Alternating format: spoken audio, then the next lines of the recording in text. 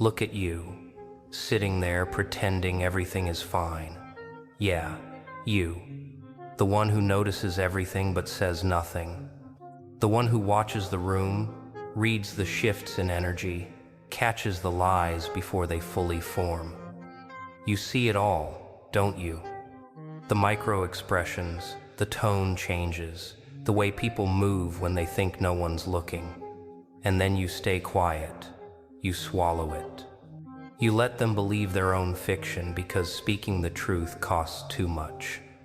But here's what's happening while you're silent. You're drowning. Not in water, but in the weight of all that seeing, all that knowing, all that understanding of how broken and dishonest everything really is. And everyone around you thinks you're fine because you've gotten so good at the mask, so good at the performance, so good at being the person who listens, who understands, who never makes waves. They have no idea you're suffocating under the pressure of your own perception. But I need you to do something right now. I need you to pause for a second and really feel that. Feel the exhaustion of carrying all that truth alone. And then I need you to do something radical. I need you to comment below and tell me one thing you've been seeing that you've been too afraid to say out loud. One observation, one truth, one moment where you knew better but stayed silent.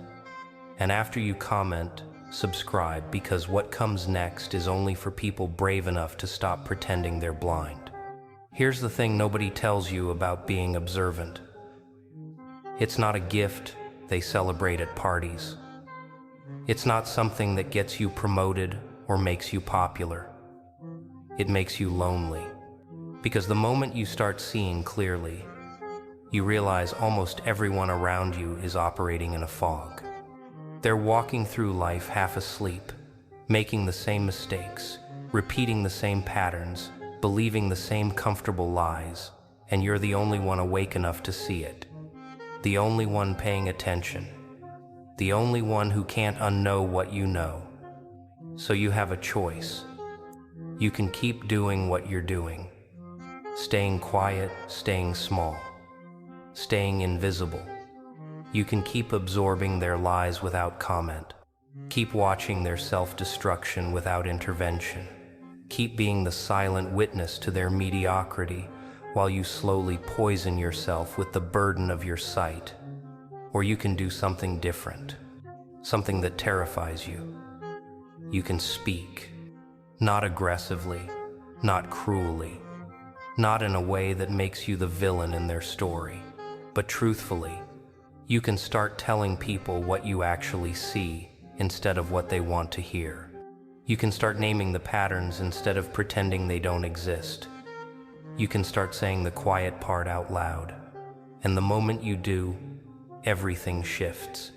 Not immediately, not dramatically, but fundamentally. Because here's what happens when you stop performing and start observing out loud. People get uncomfortable. They get defensive. Some of them will pull away because your clarity threatens their comfortable delusions. And here's the part that will hurt. You might lose people. You might lose friends, might damage relationships, might become the person everyone talks about when you leave the room. And that's exactly why you haven't done it yet. That's exactly why you keep swallowing the truth. But let me tell you what's actually happening in that silence. Every time you see something clearly and don't say it, you're telling yourself a lie. You're telling yourself that your perception is wrong. You're telling yourself that protecting their feelings is more important than honoring your own reality. You're telling yourself that your voice doesn't matter. And the more you do that, the smaller you become. The more you disappear. The more you convince yourself that you're not someone worth listening to. Think about it. How many times have you been right? How many times have you seen something coming and stayed silent and watched it happen exactly as you predicted? How many times have you known someone was lying and said nothing? How many times have you felt the shift in a room before anyone else noticed? You're not paranoid. You're not overthinking. You're reading the room with an accuracy most people will never develop, and you're treating that like it's a problem. But what if it's not? What if that clarity is your actual superpower, and you've been apologizing for it your whole life? What if the reason people don't listen to you isn't because you're wrong, but because you've trained yourself to speak so quietly that no one can hear you? What if you've become so good at hiding your observations that people don't even know you're making them? Here's what I know about people like you. People who see clearly, who read deeply, who notice what others miss. You're terrified of two things. First, you're terrified of being wrong, of speaking your truth and discovering you misread the room, that your observation was off, that you weren't as perceptive as you thought. Second, you're terrified of being right, of saying what you see and watching people scramble to defend themselves, to prove you wrong, to punish you for seeing too much. So you choose a third option. You say nothing, and nothing is safe. Nothing doesn't make waves. Nothing doesn't threaten anyone. Nothing doesn't cost you anything, except your sanity, your voice, and your sense of self. But safe is slowly killing you. That's the trade you're making. Your peace for their comfort, your truth for their illusion, your presence for their pretense. Now here's where it gets interesting, because your silence isn't actually protecting anyone. It's not making them happier or their lives better. You know what it's doing? It's letting them stay broken. It's letting them continue their patterns unchallenged. It's letting them build their delusions unopposed. Your silence isn't kindness. It's complicity. And every time you stay quiet, you're saying that their right to feel comfortable is more important than their right to see clearly. But that's not true, is it? Deep down, you know it's not. You know that sometimes the most loving thing you can do is tell someone the truth they don't want to hear. You know that clarity, even when it hurts, is better than comfortable delusion. You know that real friendship means seeing someone fully and loving them anyway. Not loving the version they pretend to be, but the actual human underneath the performance. So why aren't you doing it? Why are you still swallowing your observations? Why are you still translating your clear sight into comfortable lies? And the answer is fear. Not fear of them, fear of yourself. Fear that if you start speaking your truth, you'll become the person you're afraid of becoming, that you'll become harsh or cruel or arrogant or toxic, that you'll weaponize your perception and hurt people deliberately. So you go to the other extreme. You become invisible instead. But here's what you're not understanding. There's a middle ground.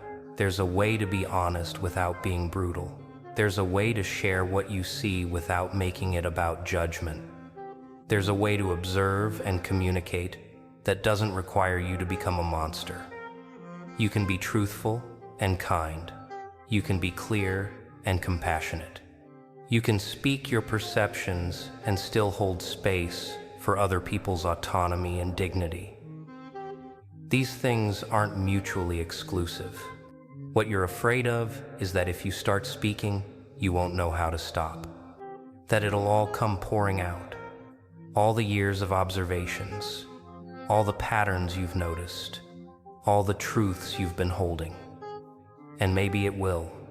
Maybe the first time you open that door, it'll be messy. Maybe you'll overshare.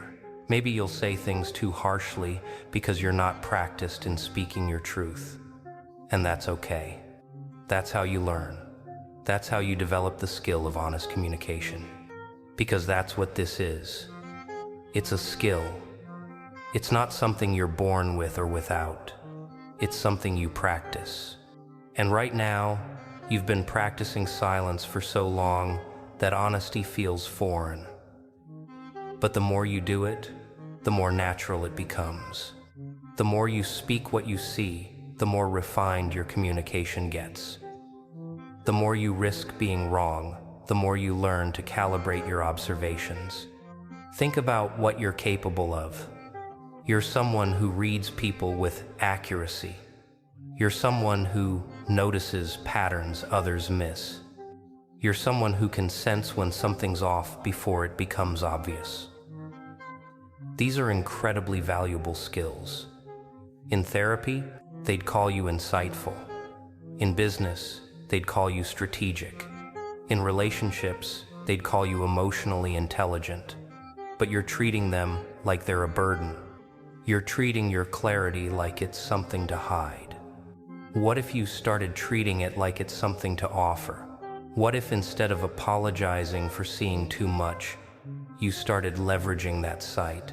What if you became the person who helps others see clearly too? Not by criticizing them, but by reflecting back what you observe. Not by judging them, but by naming the patterns.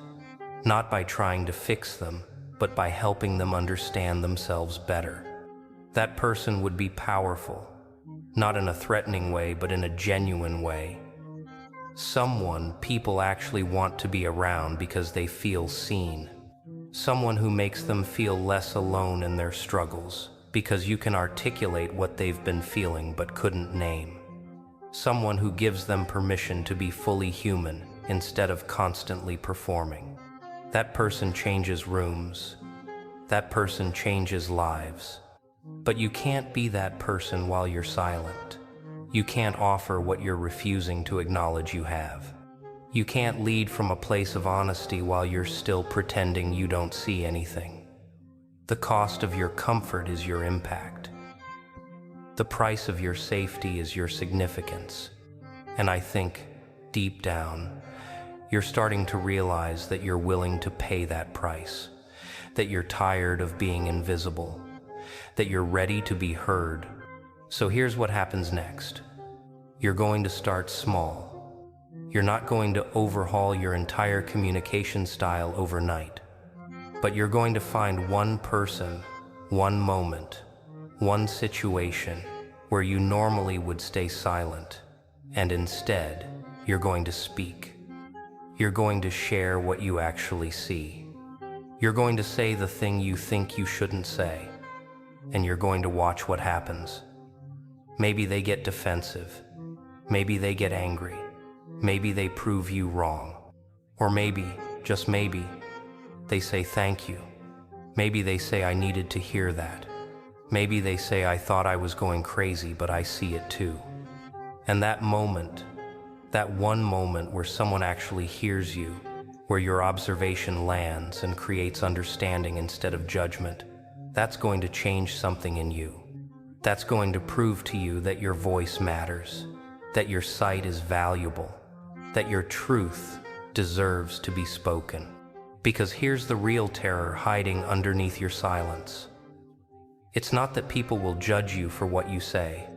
It's that they'll listen. It's that you'll finally be visible, and then you'll have to live up to that visibility.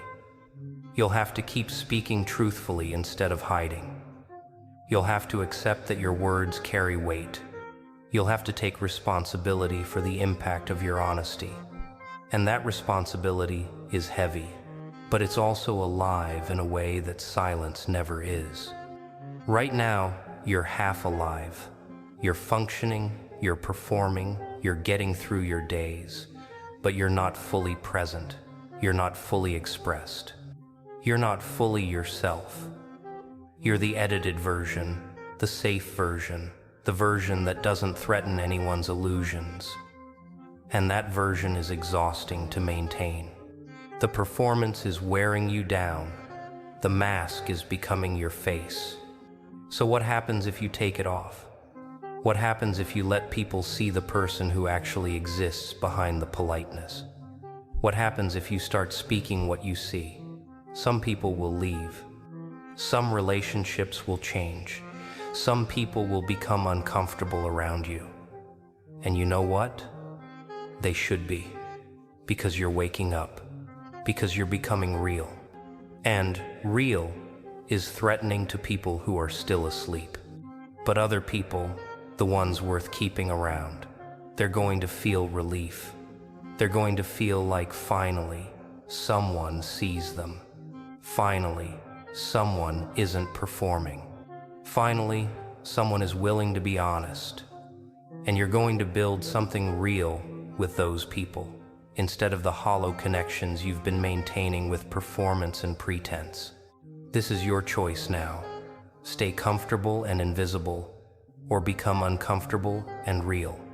Keep your observations private and safe, or start speaking them and risk everything.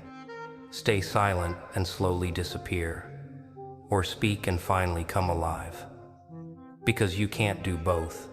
You can't be fully seen while you're fully hidden. You can't be significant while you're staying small. You can't make an impact while you're afraid of your own voice. The world doesn't need another person who sees clearly and says nothing. There are plenty of those already, suffering in silence, drowning in their own perceptions. What the world needs is people brave enough to speak what they see, people willing to be the mirror, even when the reflection is uncomfortable. People who understand that honesty, real honesty, is an act of love. So here's what you're going to do. You're going to stop waiting for permission to speak. You're going to stop apologizing for your clarity. You're going to stop translating your truth into comfortable lies. You're going to start saying what you actually see. You're going to start being heard. And when you do, when you finally take that leap and speak your first real truth out loud, everything changes. Not your circumstances immediately, not your external situation right away, but you change. Inside, something shifts. You become more real, more present, more alive. And that aliveness, that presence, that realness, it's going to attract different people, create different opportunities, and open different doors. Because the universe rewards clarity. It rewards honesty. It rewards people brave enough to be fully themselves. So are you going to stay silent? Or are you finally going to speak?